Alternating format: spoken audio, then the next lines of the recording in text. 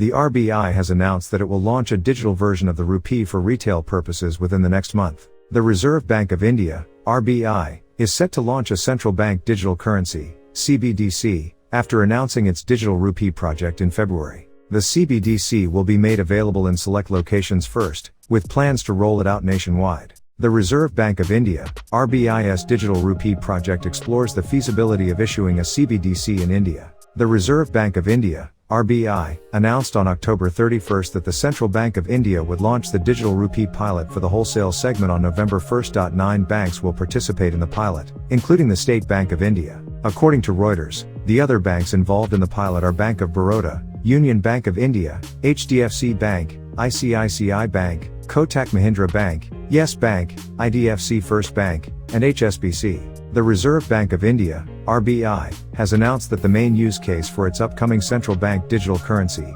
CBDC, pilot will be to settle secondary market transactions in government securities. The digital rupee is expected to add more efficiency to the interbank market by reducing transaction costs of settlements, the RBI said. This will help to boost the efficiency of financial markets in India and make it easier for businesses to transact. Wholesale CBDCs are a type of CBDC mainly used by financial institutions, such as banks. They are usually involved in interbank transactions, such as securities settlement and cross-currency payments. Wholesale CBDCs are used by financial institutions, while households and businesses use retail CBDCs. Retail CBDCs allow users to make payments directly and store value via the digital version of a specific fiat currency, like the Indian rupee. According to a new report, the RBI plans to launch the digital rupee for retail users within the next month. The digital currency will initially be available in select locations, but the RBI plans to roll it out more broadly over time. In February 2022, Indian Finance Minister Nirmala Sitharaman announced plans for a digital rupee, which she said would be a big boost for India's economy.